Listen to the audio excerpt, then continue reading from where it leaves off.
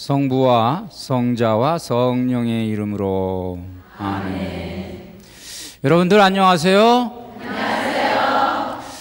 네, 제 기억으로 작년에 여러분들 제가 뵀어요. 여기 지금 작년에 뵌 분들이 많은데 또 새로 오신 분들도 계시고, 이번에 저희가 팔자를 고치는 신앙, 이 이름으로 21강을 이제 또 함께 하시겠습니다. 그래서 이제 여러분들과 함께 아주 긴 여정을 이렇게 지금 이제 제가 갈 건데, 여러분에게 부탁을 좀 드리면은, 여러분들과 저와 함께 이렇게 좀 공동 어떤 그 운명체로서 처음부터 끝까지 함께 합시다. 이 부탁을 드립니다. 기왕이면은 제가 강의 드릴 때, 여러분들 그 익숙한 분들, 또 늘 저하고 호흡을 같이 맞추시는 분들이 이 강의를 들어주시면, 제가 여러분들의 진도, 얼굴을 보면 알아요, 제가. 여러분들이 지금 이제 심리적으로 또는 영적으로, 제가 지금 교육하는 거하고 진도가 나가는지 안 나가는지 확인할 수 있거든요. 그래서, 계속 끝까지 출석을 해 주십사, 이렇게 부탁을 드립니다. 21강 계속 오실 수 있으십니까? 네, 여러분들 감사해요. 감사드리고, 또 이 방에서 들으시는 분들도 기왕이면은 처음부터 차곡차곡 시간을 좀 이렇게 적어서 메모하셨다가 들으시면 이빨이 빠지지 않고 들으시면은 이 강의가 우리의 삶을 나도 모르는 사이에 바꿔놓을 겁니다. 그리고 이 강의는 강의라고 생각하지 마시고 참여한다, 참여하는 거고, 이거를 통해서 정말 그 어떤 피정한다, 집에서 안방에서 피정한다 생각하시면은 그것이 아주 바람직하겠습니다. 자, 이 강의의 우선 그 큰 제목을 우리가 확인할 필요가 있겠습니다. 저 뒤에 지금 보이시죠? 네, 제목 읽어보시면 제목이 뭐예요? 팔자를 고치는 신앙. 말만 들어도 기분 좋죠? 우리 세상에 이 팔자 고치는 것은, 이것은 정말 임금님도 못한다. 우리 팔자에 대해서는 사람들이 체념을 많이 하는데, 운명론적으로 우리가 생각을 많이 하는데, 우리는 팔자를 고칠 수가 있습니다. 그래서 팔자를 고치는 신앙, 이렇게 이제 저희들이 이 신념을 가지고 나갈 거고, 그리고 처음부터 끝까지 우리가 최소한 성구 하나 정도는 우리가 늘 외우고 가슴에 새기고 나아가야 됩니다. 그게 여러분 눈앞에 보입니다. 한번 읽으십니다. 하는 일마다 잘 되리라. 이 하는 일마다 잘 된다, 우리 많이 들어본 말이에요. 우리 한자로 뭐라 그래요, 이거를? 만사형통. 네, 만사형통. 여러분들 어떻게 한자도 잘 하시고, 만사형통인데, 만사형통 그러면 아주 들어도 기분 좋아요. 만사형통하리라. 누가 나한테 이 얘기를 해주면 그렇게 좋을 수가 없어요. 하는 일마다 잘 된다. 이것이 우리가 지금 우리에게 계속 입력하고 또 체험해야 되는 성서 말씀입니다. 그래서 이제 이 강의를 제가 21강으로 이렇게 잡아봤는데, 7묶음으로 나뉩니다. 7묶음으로 나뉘는데, 우선 여러분들이 큰 윤곽을 잡아보시는 것도 좋을 것 같아서 제가 묶음을 소개를 좀 해드리면은 7묶음이 있어요. 7묶음이 있는데, 첫 번째 묶음은 우리가 입력하는 대로 된다. 우리가 우리의 삶은 우리가 입력된 삶을 사실 사는 겁니다. 지금 내가 사는 것 같지만 언젠가 나에게 입력된 것, 지금까지 내가 살아오면서 내가 받아들인 것, 또는 누군가가 나에게 영향을 준 것, 이런 것들이 내 머리에 또 내 가슴에 입력이 돼가지고 이것이 조합을 이루어서 살아가는 겁니다. 집안에서도 나에게 입력이 됐고, 학교에서 입력됐고, 내가 혼자 책을 읽으면서도 입력됐고, 그랬던 생각들, 또 그랬던 어떤 그 이미지, 이런 것들을 가지고 내가 살아갑니다. 그래서 그 원리를 저희가 조금 배울 겁니다. 입력하는 대로 또는 입력되는 대로 산다. 그래서 우리가 이 뇌의 구조를 가지고 이 전체를 한번 얼개를 잡아보는데, 두 번째는 좌뇌에 숨은, 우리 좌뇌에 이제 이 숨어있는 블루오션이 있습니다. 블루오션 그러면은 이게 뭐냐면 미개척 분야입니다. 레드 오션 그러면은 이제 피 튀기는 바다죠. 여기는 뭐 사람들이 많이 우글우글 모여들기 때문에 여기는 좀 살기가 각박합니다. 그러나 블루 오션은 아무도 가보지 못한 아주 푸른 바다입니다. 푸른 바다. 그래서 여기는 이 푸른 바다에는 무한지대가 있어요. 무한 가능성이 있어요. 그래서 우리 좌뇌에 숨은 블루 오션을 찾아보자. 이게 두 번째고, 그 다음에 세 번째는 우뇌에 숨은 블루 오션을 찾아보자. 뭐 좌뇌, 우뇌가 달라요. 기능이 다른데 이제 배우실 겁니다. 점점점 배우시게 될 거고. 그리고 네 번째는 뇌량입니다. 뇌량에 숨은 블루 오션을 우리가 또 찾아보자. 이 뇌량이라는 거는 뭐냐 하면 우리는 좌뇌가 있고 우뇌가 있는데 이 기능이 조금씩 다르죠. 그런데 이 좌뇌와 우뇌가 뇌량이라는 것으로 연결이 되어 있습니다. 그래서 서로가 협동하고 서로가 타협하고 이러면서 서로 영향을 끼칠 수 있도록 되어 있는데 통합하는 거죠. 그러니까 그래서 좌뇌와 우뇌를 어떻게 하면은 통합해서 우리를 최적화시켜서 우리가 우리 인생을 살아갈 건가? 이 부분을 좀 저희들이 보겠습니다. 그 다음에 이제 다섯 번째는 여기 이 두 번째, 세 번째, 네 번째가 이제 우리의 어떤 그 마스터 플랜을 이게 이제 짠 것입니다. 그래서 마스터 플랜을 뭔가를 이렇게 아주 크게 청사진을 그려보는데 이 청사진을 아무리 좋은 걸 그려도 지금까지 나의 발목을 잡고 있던 것들이 있습니다. 그래서 그런 것들을 좀 치유하는 작업을 해야 됩니다. 그래서 우리는 치유를 할 겁니다. 치유. 그래서 뭐 여러 가지 기억의 치유, 감정의 치유, 습관의 치유 뭐 이런 것들을 여기서 이제 취급을 받게 될 겁니다. 그래서 내 발목을 잡고 있는 것들로부터 내가 해방이 되면은 이제 우리는 뭘 하냐? 우리는 비전을 추구하는 삶을 살게 됩니다. 그래서 우리는 비전을 추구하는 삶을 살자. 그래서 이제 우리가 우리의 삶을 앞으로 내다보면서 현재에 충실한 삶을 사는데 이제 일곱 번째는 결국 여기 지금이라는 이 말하자면은 것을 우리가 생각을 하면서 우리가 우리의 삶을 영위하는 겁니다. 사실 우리가 미래지향적으로 살긴 살지만 더 중요한 건 지금 현재입니다. 그리고 우리가 항상 우리의 이상향을 그리지만 사실은 우리가 있는 곳은 여기입니다. 여기. 그래서 우리에게 가장 중요한 장소는 여기고 우리에게 가장 중요한 시간은 뭐예요? 지금이다. 지금. 그래서 여기 지금 행복을 누리고 성공을 누리는 원리를 우리가 배우게 됩니다. 그래서 이 일곱 가지를 가지고 곱하기 셋 강의가 이제 세 개씩 묶어집니다. 곱하기 셋 곱하기 셋 곱하기 셋 여기도 곱하기 셋 곱하기 셋 하니까 다 합치니까 3, 7이 21. 그래서 21강으로 되어 있습니다. 왜 또 굳이 21강으로 만들었냐?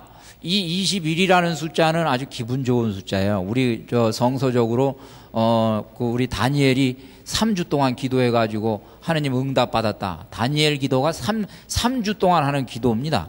그래서 다니엘이 하느님의 지혜를 받고 하느님의 능력을 받아서 그 유명한 그 다니엘이 이 재상으로서 국무총리를 이 왕조가 4대 왕조가 바뀌도록 다니엘은 국무총리를 한 인물입니다. 그래서 다니엘처럼 성공적인 인생을 산다. 그 21일 동안 우리가 피정하고 교육을 받아서 그런 인생을 산다. 이런 그 또 깊은 뜻이 여기 좀 숨어 있습니다. 그래서 굳이 우리가 이렇게 만들어 봤습니다. 여러분 이 전체 한번 제가 설명을 해드렸는데 기대가 돼요, 안 돼요? 예, 원래 이 기대의 법칙입니다. 기대의 법칙. 여기 앉으셔가지고 여러분 오늘 강의 들으면서 뭐 들어봐야 별거 있겠나 그러고 들으시면 가져갈 거 별로 없으시고 오늘 좀 많이 좀 배워가겠다. 그러시면은 제가 무슨 얘기를 해도 그게 여러분에게 피가 되고 살이 돼요. 맞아요, 틀려요? 맞습니다, 맞습니다. 안방에서 들으시는 분들도 쫙 이렇게 이 편안하게 이제 강의를 좀 들으시면은 이 강의가 여러분에게 은혜가 되실 겁니다. 자, 이제 지금부터 오늘 강의의 주제로 들어갑니다.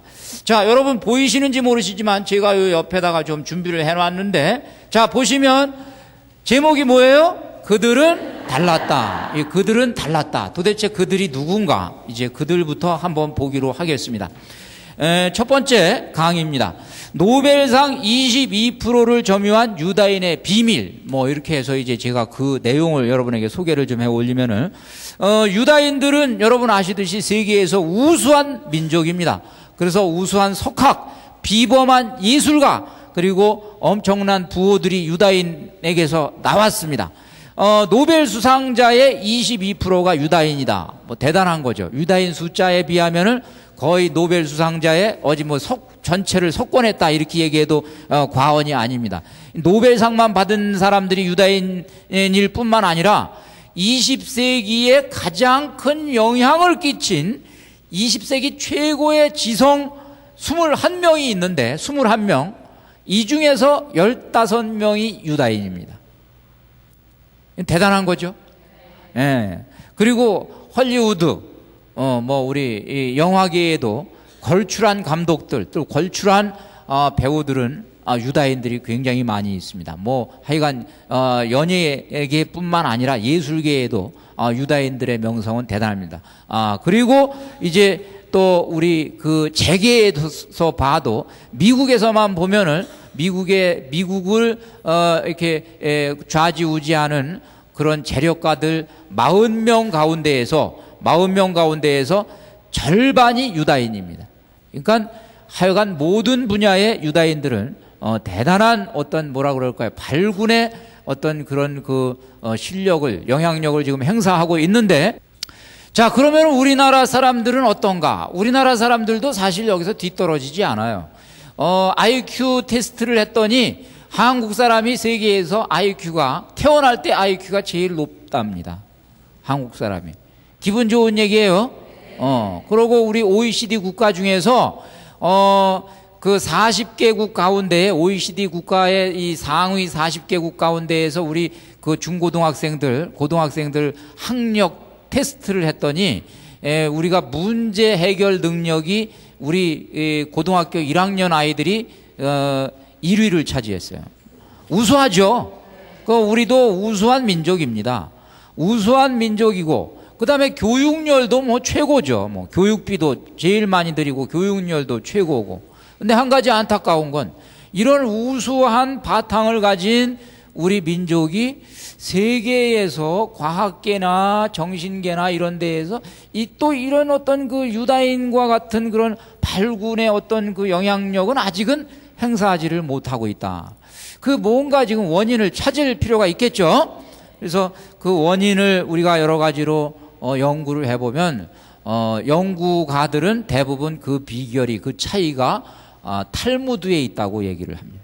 그러니까 유다인들은 주로 탈무드 교육을 시키는데, 탈무드 교육에 말하자면 잠재 능력, 사람이 가지고 있는 잠재력을 개발하는 비법이 거기 숨겨져 있다. 그래서 이제 나중에 조금 제가 소개를 할 기회가 있을 겁니다. 그래서 탈무드는, 그런데 이 탈무드 교육은 사실은 우리는 그냥 이것이 하나의 민담 정도로 이제 알고 있죠. 전해 내려오는 민담이다. 그리고 이것은 지혜와 해학이 좀 담겨 있다. 읽어보면 대체로 이제 그렇습니다. 그러나 이것은 고도로 계획되고 설계된 프로젝트에 의해서 이루어진 겁니다.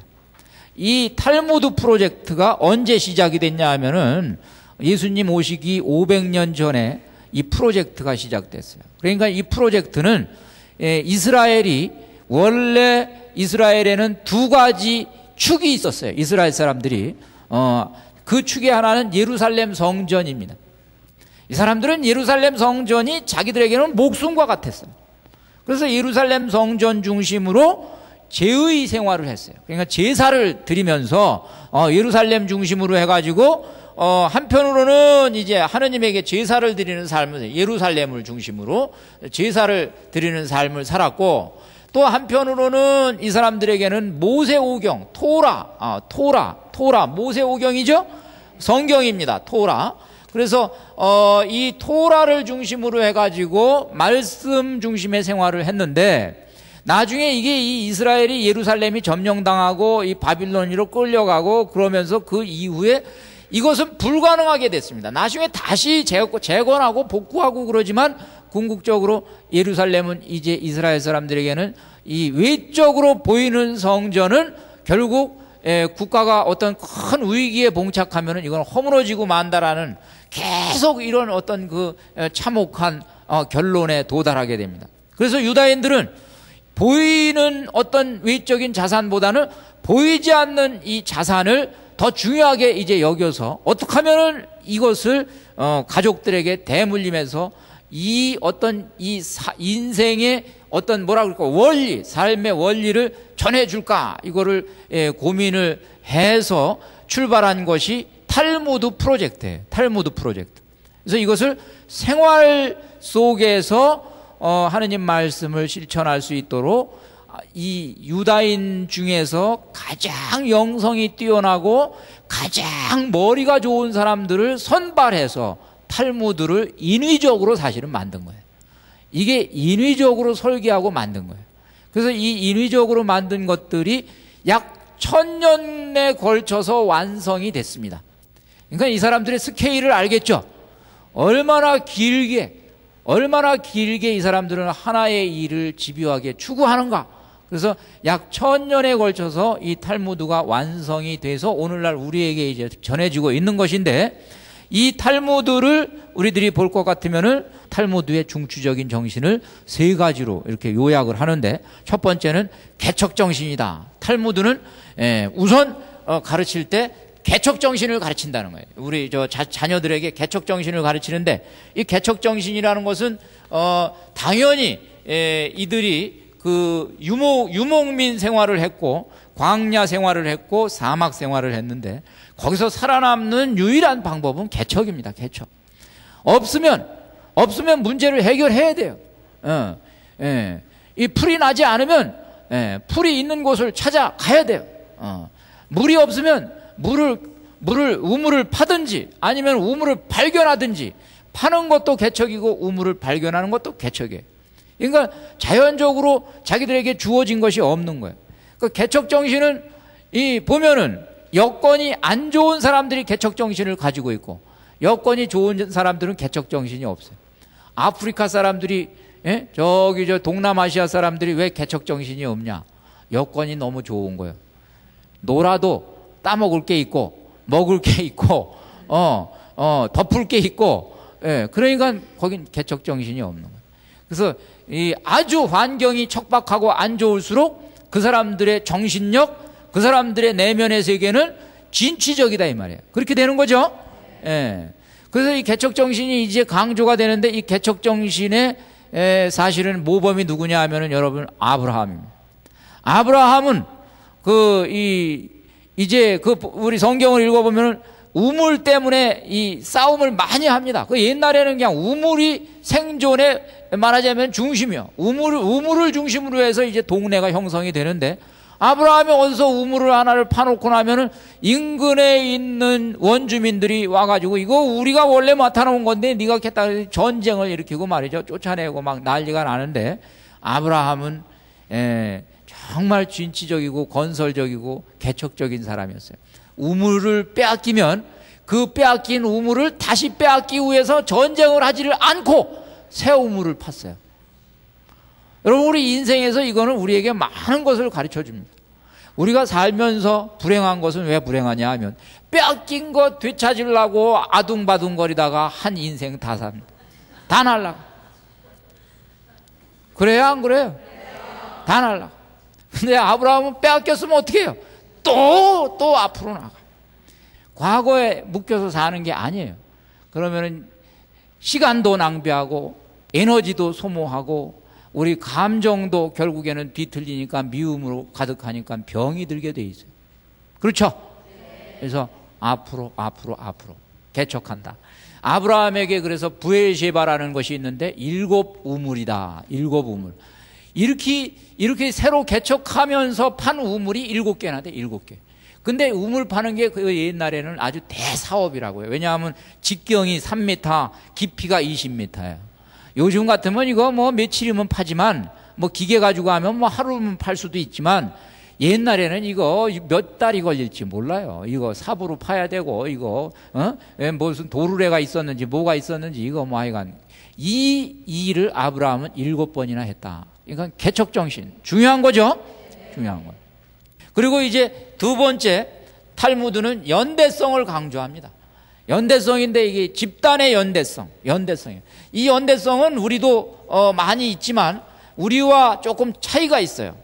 뭐 우리 한국도 뭐 가문 중심, 문벌 중심에서 연대성이 있는데 아주 우리의 그 연대성도 좋은 거예요. 저는 미풍이라고 생각해요. 우리 가족이 함께 모이는 거, 같은 성씨가 함께 모이는 거. 근데 우리보다 한 걸음 나아간 게 있어요. 이들의 연대성은 우리보다 조상하고의 연대성도 이들은 굉장히 강조하는데 여기에 아름다운 전통이 있어요. 그게 뭐냐?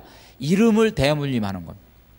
근데 우리는 이름을 지을 때 조상님들이 가진 이름은 감히 꿈도 꾸지 마라 그러고 이름을 못 지게 해요. 근데 여기는 조상님들 중에서 훌륭한 조상님들 이름을 갖는 거를 아주 명예롭게 생각했어요. 그 이유는 뭐냐 하면 나도 조상님처럼 산다. 조상님처럼 산다. 그러니까 모세가 위대한 인물이 되고 난 다음에 그 후손 중에서 모세라는 이름을 가진 사람은 수두룩했어요. 여호수아가 위대한 일을 하고 난 다음에 여호수아라는 이름을 가진 사람이 수두룩했다고. 여호수아가 예수님 시대에 바뀐 이름이 예수요, 예수. 그러니까 예수님이 돌아가실 때도 예수라는 이름이 뭐 바라빠라는 이름의 예수 있었어요, 없었어요? 나자렛 예수, 이 예수라는 이름이 많다고. 그러니까 그래서 우리가 이게 그리스도교 안에 이 전통이 우리 대물림 된 거죠. 우리는 어떻게? 우리도 본명을 가지고 있죠? 왜 한국 사람이 고유의 이름을 가지고 있으면서 또 다른 이름을 갖느냐? 그건 그분을 본받고 싶어 해서 그런 뜻이다. 그래서 이런 연대, 그들과의 연대 속에서 나의 정체성을 찾아나가는 정신, 괜찮은 거죠? 그래서 보면은 그 유대인들은 이 장인 기질 뭐 이런 것들이 바로 직계로 대물림하지 않아요. 삼촌한테 물려받은 것도 있고 할아버지한테 물려받은 것도 있고 옆구리에서 물려받은 것도 있고 여기서 장인 기질이 나갑니다. 그 다음에 세 번째 이들에게 있어서 중요한 거는 정신적인 자산을 중요하게 여겨요. 정신적 자산을 중요하게 여기는 아까 말씀드린 대로 이제는 물질적인 것은 소멸되고 만다. 그러니까 물질적인 것은 있다가도 없어지지만 정신적인 것은 영원히 존속한다. 그래서 유다인들은 신용을 또 중요하게 여기죠. 크레딧, 유다인들의 신용입니다. 신용을 잃으면은 물질은 없다가도 새로 생길 수가 있지만 신용은 만약에 한번 잃으면 다시 회복하기 어렵다. 맞아요, 틀려요? 어렵다, 이런 거예요. 그래서 이 정신자산을 중요하게 여기는 아주 그 좀 상징적인 얘기가 하나가 있는데 어떤 탈무드에 이런 얘기가 나와요. 어떤 노인이 뜰에다가 묘목을 심습니다. 그래서 그 지나가던 나그네가 광경을 보고 자, 이 나무가 자라서 열매를 맺으려면 얼마나 걸리겠습니까? 그랬더니 한 70년 후에는 아마 열매가 맺어질 거예요. 아니 그러면 이 노인 양반 그거 70년 후에 그거 따먹지도 못할 거 왜 심으세요? 그랬더니 나도 사실은 우리 앞뜰에 정원에 있는 나무가 얘기 들어보니까 할아버지가 심어놓은 거 나무 열매를 나는 따먹고 살았어. 그러니까 나도 우리 자손들을 위해서 이것을 심는 것이네. 탈무드에 나와, 탈무드에. 그러니까 우리는 내가 직접 따먹지 못하더라도 나무를 심는 지혜, 대물림 해주는 거죠. 정신적인 자산을 대물림 시켜주는 지혜. 그래서 집집마다 가문마다 이런 가치관들이 있을 필요가 있어요. 요즘에 가정 그러는데 집집마다 가풍들이 좀 필요해요. 그래서 하나의 어느 집은 정직, 어느 집은 뭐 믿음, 어느 집은 뭐 신뢰, 뭐 이런 거 있겠죠. 그래서 하나씩이라도 대물림을 좀 시켜주면은 그것이 제가 봤을 때 오늘 이 탈무드를 배우시는 여러분들의 지혜가 아닐까 이렇게 생각이 됩니다. 자, 그래서 이제 저희들이 이런 것들을 우리가 한번 확인을 해봤는데 이런 것들이 녹아들어서 이것이 한 자녀가 태어나서 성장하는 과정에 영향력을 끼치면 이 사람이 큰 인물이 되겠어요? 안 되겠어요? 당연히 큰 인물이 되는 거예요. 당연히. 그래서 이것이 탈무드의 교육의 요체다. 자, 그러면 이제 제가 여러분에게 이렇게 또 성취지향적인 얘기를 가지고 조금 말씀을 드렸는데, 우리가 그럼 꼭 이렇게 성취지향적으로만 살 거냐? 또 그렇지만도 않아요. 우리는 우리의 존재를, 우리의 삶을 또 즐기는 삶도 필요하고, 뭔가를 이루겠다라는 것보다도 어떤 보람을 일구고 현재의 것을 누리는 삶도 우리에게는 좀 필요해요. 그래서 그런 지혜를 조금 제가 또 여러분에게 잠깐 우리 뭔가 바람을 조금 이렇게 전환을 시켜서 조금 말씀을 좀 드려봅니다. 행복한 사람들이라는 그런 내용으로 한번 말씀을 드려보면, 우리 저 유명한 장기려 박사가 이제 어느 날 정월 초하루 날 이 제자들이 이제 많이 와가지고 세배를 하는데 이제 덕담을 합니다. 자, 금년에는 자네들 날 좀 닮아가지고 좀 잘들 좀 살아봐. 그랬더니 그 제자 중에서 한 지구준 제자 하나가 이렇게 얘기를 했습니다. 선생님 닮아서 살면 바보 되게요. 왜냐하면 장기려 박사가 이 바보처럼 살았어요. 의사지만 돈 모을 줄 모르고, 그냥 무료로 늘 퍼주는 사람이었어요. 그래서 이 장기려 박사를 두고 춘원 이광수, 유명한 의사 선생님의 춘원 이광수도 장기려 박사 레지던트 때 이광수한테 이제 말하자면 저 도움을 받았는데, 이광수님이 딱 그 치료하는 모습을 보고 둘 이렇게 얘기했어요. 자네, 그때는 이제 이광수님이 나이가 더 많고 장기려 박사가 이제 어리고 한참 젊었을 때니까, 자네는 내가 볼 때 바보 아니면 성자야. 둘 중에 하나야. 성자든지 바보든지. 그랬는데 이 장기려 박사가 바로 이 제자가 지금 방금 제자가 이 바보 소리 듣게요 이렇게 얘기했더니 껄껄껄 웃으면서 뭐라고 말씀하셨냐 하면은, 이 사람아, 바보 소리 들으면 성공한 거야. 바보로 살기가 얼마나 어려운 줄 아나? 여러분 바보 소리 좀 들어보시고 사세요. 바보 소리 들으면 뭐 한 거요? 성공한 거예요. 성공한 거. 말 맞아요? 틀려요? 맞는 거예요. 성공한 거예요. 바보 소리 들으면요, 하늘나라에서 상 받아요. 받아요, 안 받아요? 받아요. 그래서 우리는 바보가 됩시다. 바보가. 또 하나의 예가 있습니다. 우리 미국에서 어떤 인텔리 여성이 마더 데레사한테 상담을 요청했습니다. 마더 데레사가 미국에 갔을 때 마더 데레사가 딱 보니까 옷 입은 그 모양새를 보니까 돈도 좀 있는 사람이고, 얼굴 표정을 보니까 인텔리고, 그리고 얼굴도 좀 미모도 있고, 뭐 가진 거 다 가진 분이 상담을 요청하는 거야. 내가 뭐 때문에 사는지 모르겠습니다. 내 삶이 이렇게 우울할 수가 없습니다. 나는 행복하지가 않습니다. 어떻게 해야지 내가 행복하겠습니까? 마더 데레사가 인도로 오시오. 내가 가르쳐 줄게. 인도로 와요. 내가 가르쳐 줄게. 그래서 이분이 그 얘기를 고지고대로 듣고 이제 어느 날 비행기표 사고 인도로 마더 데레사를 찾아갑니다. 찾아가서 이제 마더 데레사를 만나려고 기다리는데 마더 데레사가 바빠서 시간 약속이 이렇게 돼 있으니까 기다려야만 됐어요.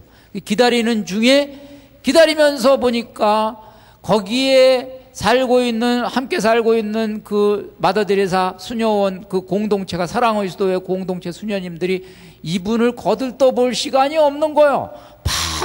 바쁜 거예요. 그냥 뭐 여기저기서 뭐 걸레질하느라고 바쁘고, 뭐 밥하느라고 바쁘고, 빨래하느라고 바쁘고, 뭐 가난한 사람 돌봐주느라고 바쁘고, 굉장히 바쁜 거예요. 그래서 대접을 받기는커녕 가만히 보니까 너무 일손이 바쁘니까 당신도 도와주지 않으면은 죄책감에 느낄까봐 일어나서 도와주는 거예요. 도와주는데 도와주다가 뭔가를 느꼈어요. 뭔가를 발견했어요. 마더 데레사를 만나는 시간이 됐습니다. 자, 많이 기다리셨죠? 많이 기다리게 해서 죄송합니다. 자, 이제 그러면은 우리 자매님의 문제를 제가 다시 한번 상담해 드릴게요. 자, 문제가 뭐라고 그러셨죠? 문제 없습니다. 나는 발견했습니다. 나는 발견했습니다. 뭐요? 나는 행복이 뭔지를 알았습니다. 이제 나는 미국에 돌아가서 이렇게 살겠습니다. 그러면 내 인생은 다시 행복하고 보람이 있고 의미가 있게 될 것입니다. 맞아요? 틀려요? 맞는 거예요. 우리가 진정으로 보람 있는 일을 하면 우울할 새가 없어요. 그렇죠? 그래서 이것이 행복이다. 우리 송명희 님이 공평하신 하느님이라는 그런 말하자면은 이제 뭐 원래 제목은 나입니다. 나인데 송명희 이분은 뭐 개인적으로 제가 잘은 모르지만 참 이 내용을 들어보니까 이분은 인생을 깨달은 분이다. 저는 알겠습니다. 뭐 교통사고를 당해서 전신마비가 좀 돼서 몸은 불편하지만 그 대신에 내면의 세계가 행복의 세계로, 은총의 세계로 이렇게 가득 차 있다라는 걸 느끼게 하는 시입니다. 제가 읽어드리면 금세 느낌이 오실 거예요. 나 가진 재물 없으나, 나 남이 가진 지식 없으나, 나 남에게 있는 건강 있지 않으나, 나 남이 없는 것 있으니, 나 남이 못 본 것을 보았고, 나 남이 듣지 못한 음성 들었고, 나 남이 받지 못한 사랑 받았고, 나 남이 모르는 것 깨달았네.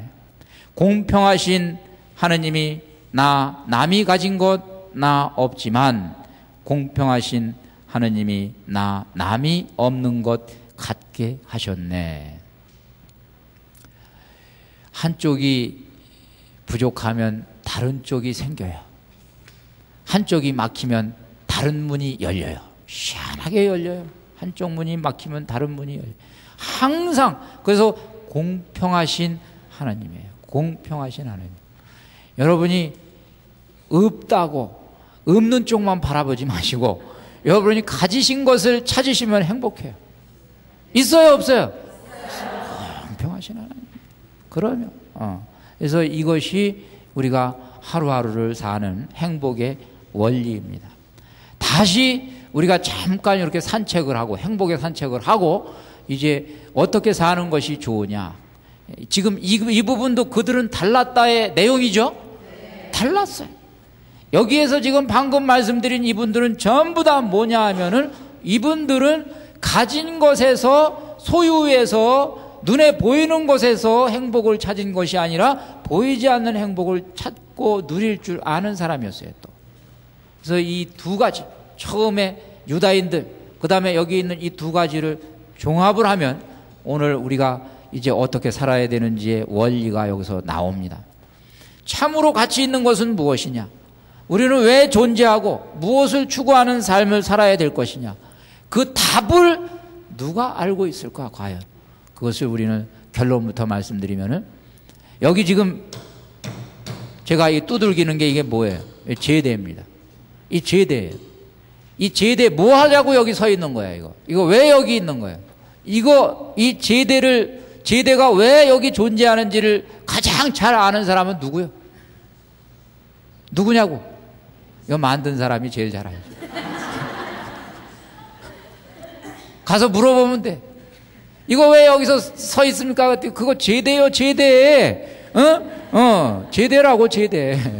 미사들이라고 만든 거예요, 미사들이라고. 만든 사람이 제일 잘 안다, 이거예요. 그러면 나는 왜 존재하고, 나는 무엇을 위해서 사는 인생이고, 나는 어떻게 살아야 됩니까? 이거 누가 제일 잘 알아요? 하느님이 제일 잘 안다.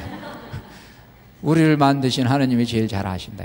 그분한테 물어봐야 돼. 답은 내가 알고 있는 게 아니라 누가 알고 있어요? 그분이 알고 있어. 그분이. 그래서 그분한테 우리가 답을 물어보자. 그분한테. 그 답을 물어보는데 바로 유다인들, 아까 말씀드렸 쉐마 이스라엘, 아니 저 탈무드 아까 말씀드렸습니다. 탈무드가 제가 아까 다 얘기를 안 하고 남겨놓은 게 있어요. 뭐냐? 탈무드는 그러면은 그 탈무드를 압축하면은 뭐가 남을까? 맨 마지막에 뭐가 남을까? 쉐마 이스라엘이 남아요. 탈무드의 성경에, 구약 성경에 가장 중요한 성구 한 구절이 쉐마 이스라엘이에요. 신명기 6장 5절. 여러분 여기 써놨습니다. 읽으십니다. 너희는 마음을 다하고 목숨을 다하고 힘을 다하여 너의 주 하느님을 사랑해야 한다. 마음, 목숨, 힘인데 우리들이 이거를 지금 이것이 유다인들의 궁극적인 비결이었다면은, 행복의 비결이고 성공의 비결이었다면은, 이것이 지금 오늘 우리를 위한 21세기를 사는 우리의 삶의 원리가 될 수 있다는 거예요. 그리고 아까 제가 그리스도인이 또 이 세상에서 그리스도인도 유다인 못지않게 의미 있는 일을 많이 하고 산다. 그 이유는 그리스도인 역시 유다인의 전통인 신명기 6장 5절을 중요하게 여긴단 말이에요. 이것이 우리 신약 성경에도 압축되어 있는 말씀이에요. 너희는, 우리 예수님이 성경의 골자가 뭡니까 했을 때 첫 번째 나온 말씀이 이 말씀이에요. 맞죠? 성경의 골자가 뭐면 첫 번째 말씀. 그래서 이거를 풀어드리면은, 원래 원어로부터 좀 풀어드리면은, 우선 여기 저 마음이라고 되어 있는 거는 레바브라고 되어 있습니다. 레바브. 제가, 여러분 그냥 발음으로 적어드립니다. 레바브. 그 다음에, 두 번째로 여기 이 목숨이라고 되어 있는 부분은 네페쉬라고 되어 있습니다. 네페쉬. 그리고 여기 힘, 그러면 이제 메호데 이렇게 되어 있어요. 메호데. 이게 이제 히브리 글자를 우리가 발음을 이렇게 지금 한 건데, 이거를 그리스 단어로 다시 옮겨서 이제 이 번역이 돼 있죠. 그리고 이게 그 이제 신약 성서에서 이제 써 있는 거예요. 우리가 지금 읽는 신약 성서에 까르디아라고 번역이 돼 있습니다. 이건 까르디아라고 번역이 돼 있고, 이것은 푸시케라고 번역이 돼 있고, 이건 디나민이라고 번역이 돼 있는데, 그거 뭐 제가 뭐 지금 여러분 말씀을 지금 이제 그걸 가르치려고 그런 게 아니라 뜻을, 의미를 이제 봐야죠. 그래서 우선은 이제 까르디아, 그 다음에 이제 푸시케, 그 다음에 이제 디나민,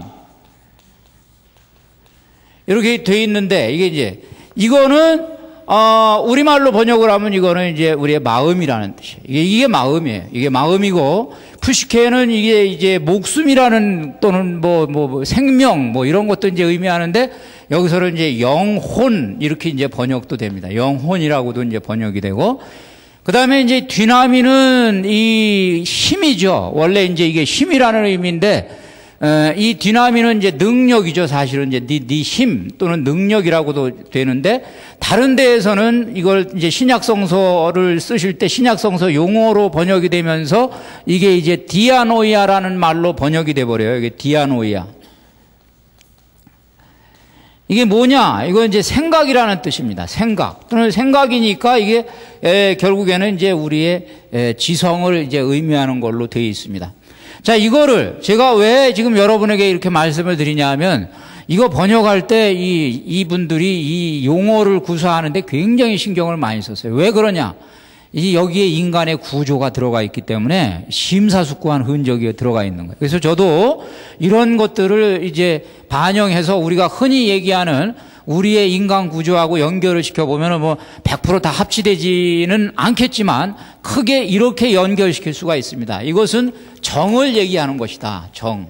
그리고 이거는 의지를 얘기하는 것이다. 우리 영혼의 기능 중에서 아주 제일 중요한 기능은 사랑을 하는 거예요. 그러니까 의지를 얘기하는 것이다. 그리고 이것은 우리의 지성을 얘기한다. 지. 그러니까 우리 내 마음을 다해서, 영혼을 다해서, 힘을 다해서 하느님을 사랑해라 하는 것은 너의 정을 다해서, 너의 의를 다해서, 너의 지를 다해서 사랑해라. 그러니까 우리 인간이 가지고 있는 모든 능력을 다해서 뭐라고요? 하느님을 사랑한다.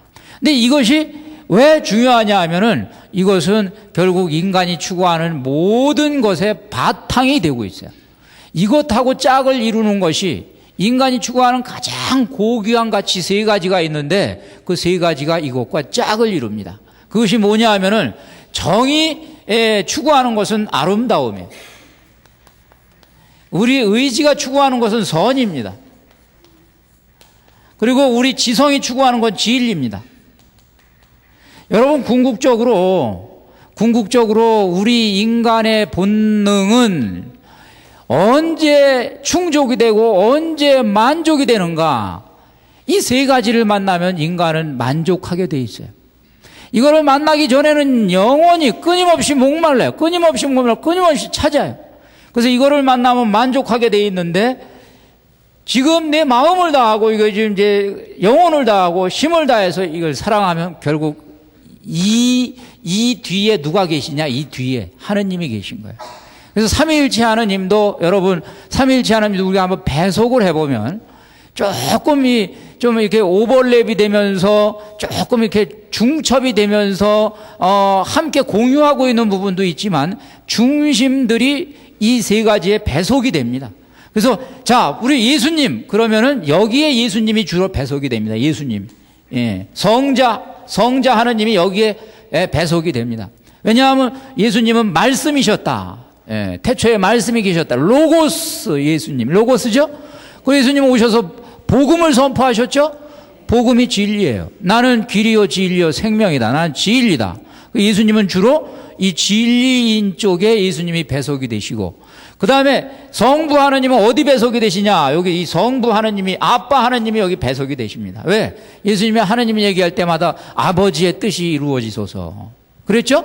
그러셨단 말이에요. 우리 기도하실 때 아버지의 뜻이 하늘에서와 같이 땅에서도 이루어지소서. 나의 양식은 아버지의 뜻을 실행하는 것이다. 계속 성부의 뜻을 얘기합니다. 이 최종 결정권자가 누구라는 뜻이에요? 아버지라는 뜻. 우리가 기도할 때 예수님의 이름으로 기도합니다. 누구한테? 아버지한테. 결제를 누가 하는 거야? 아버지. 아버지의 의지에 모든 게 돼요. 아버지가 세상 만드셨고 아버지가 마지막에 종말을 결정지시는 분이에요. 결재권자가 누구라고요? 아버지. 그러니까 아버지. 근데 아버지는 궁극적으로 무엇을 지향하셔요? 선을 지향하신다. 그래서 이런 것하고 연결이 되는 거예요. 마지막으로 우리 이 아름다움을 관장하시는 분은 성령이세요. 왜 성령이 아름다움을 관장하시냐? 이 미라는 것은 우리가 좁혀서 생각할 필요가 없고 미는 우리 오관하고 관계가 돼요. 우리 오관을 만족시키는 게 미예요. 그런데 성령께서는 무슨 역할을 하시냐? 하느님의 임재감, 하느님이 계시다는 걸 우리가 느낄 수 있게 만들어주세요. 그래서 하느님이 사랑이시다. 성령 때문에 우리가 느끼는 거예요. 하느님이 좋은 분이시다. 성령 때문에 느끼는 거예요. 성령을 통해서 비로소 우리는 하느님이 살아 계시다라는 걸 아는 거예요. 그래서 성령께서는 계시기는 계시되 우리의 감각을 만족시켜 주시면서 오시는 하느님이십니다. 자, 이 말씀이 참으로 위대한 것은 바로 사람들이 우리가 하느님을 이것들을 다해서 하느님을 사랑할 때 하느님께서는 당연히 이제 우리에게 축복으로 모든 것을 갚아 주신다는 거예요. 그래서 이 말씀은 두 가지 의미가 있어요. 이 말씀은 우리 존재 의미예요. 존재 목적이에요. 첫 번째는 사람은 왜 존재하느냐? 하느님을 사랑하기 위해서 존재하는 거예요. 예수님이 가장 중요한 게 이것이라고 말씀하셨죠? 그래요.